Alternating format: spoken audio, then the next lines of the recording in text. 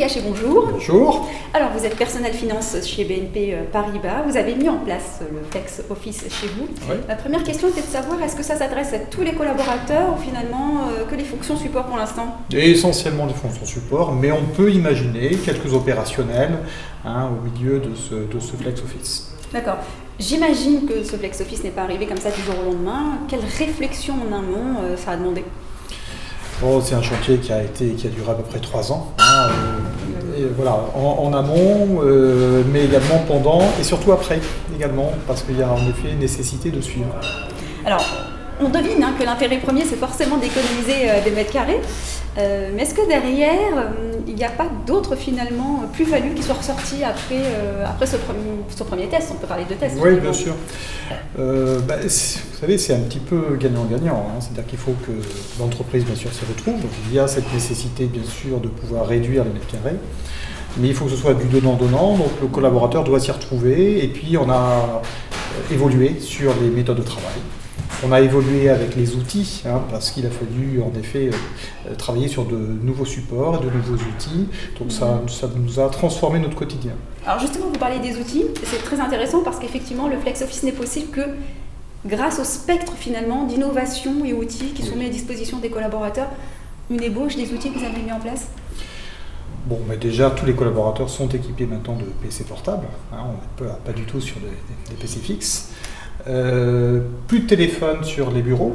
On a maintenant des soft phones. Et puis également, tous les collaborateurs ont été munis d'un iPhone. Donc c'était un des cadeaux pour les collaborateurs, mais également parce que, en effet, l'entreprise y voit son intérêt, parce que ça permet de pouvoir être joignable régulièrement au sein de l'immeuble et sans être obligé de décrocher son téléphone à partir d'un poste fixe. Après, vous avez des outils. On a eu un très gros projet sur la digitalisation, avec notamment un programme qu'on appelle Paperless, pour pouvoir en effet se débarrasser de nos armoires, avec tous les papiers souvent inutiles qui pouvaient faire notre quotidien. Alors, vous parlez de tiroirs, de paperasse. Justement, je voulais vous demander, vous n'êtes pas directement concerné par le contentieux, mais je vous la pose quand même. On peut dématérialiser énormément de choses aujourd'hui en entreprise, mais c'est vrai que quand il s'agit de contentieux, il reste quand même une grosse partie administrative. Par exemple, les tribunaux ne demandent que des documents administratifs. Donc finalement, comment on peut concilier dématérialisation et encore méthode archaïque? Ça reste encore un peu compliqué, mais par contre, il est tout à fait possible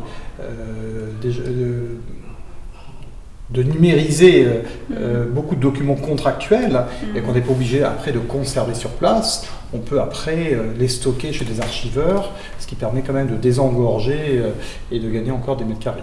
Alors, souvent quand on parle de Flex Office, c'est intéressant de constater que c'est souvent 80% de place pour 100% de collaborateurs. Qu'est-ce que vous faites des 20%? Écoutez, vous savez déjà, vous avez des congés. Il y a quand même beaucoup de congés dans l'entreprise, des absences qui sont prévues ou pas prévues, et puis des déplacements. Il y a des déplacements professionnels. Donc finalement, vous vous rendez compte qu'avec les éléments que je vous ai communiqués à l'instant, vous vous rendez compte que finalement, ça se fait assez facilement. Il faut savoir aussi qu'on a introduit, juste après l'aménagement dans notre nouvel immeuble Flex Office, on a introduit le télétravail.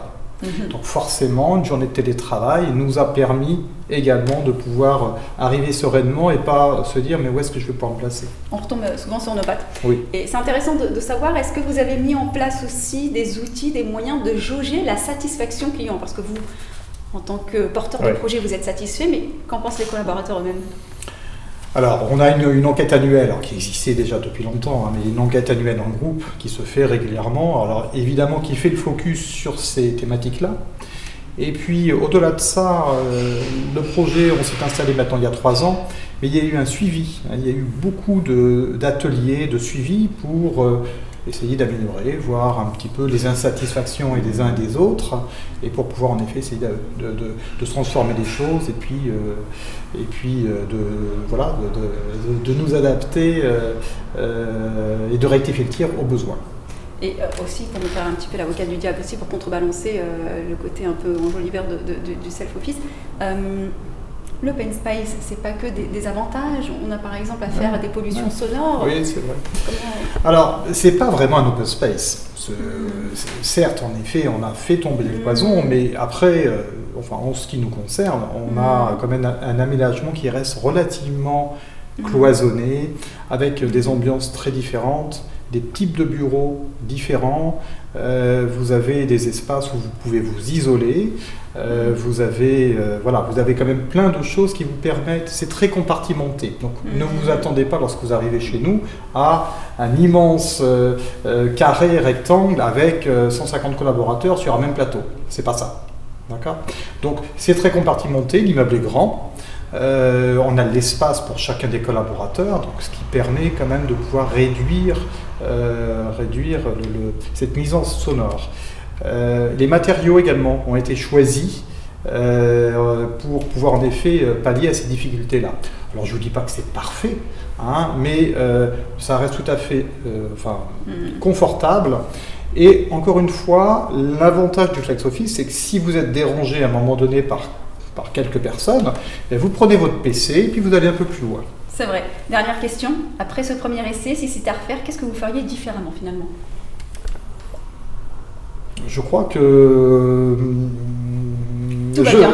Oui, tout va bien, je ne sais pas. Vous avez le droit de le dire. Vous avez le droit de dire que ça a été à 100% satisfaisant. Alors, non, mais si vous voulez, il y a forcément des choses qui sont pas parfaites. Alors, en ce qui concerne notre expérience, mais c'est pas propre au Flex Office, dans cet immeuble qui est quand même un bel immeuble, très moderne, très lumineux, etc., il y a eu quelques loupés, notamment on a une cantine, vous parliez de nuisances sonores, elle a été sous-dimensionnée et il y a des nuisances sonores. Bon, voilà, mais ce n'est pas la problématique même du Flex Office. Voilà. Bon, autrement, non, sincèrement, il y a toujours des choses à améliorer. Mais en fait, ça vous donne beaucoup de liberté. C'est-à-dire que vous arrivez le matin, vous dites, tiens, aujourd'hui, je vais m'installer là, ou je vais m'installer à côté de telle personne. Non, il y a quand même un sentiment de liberté.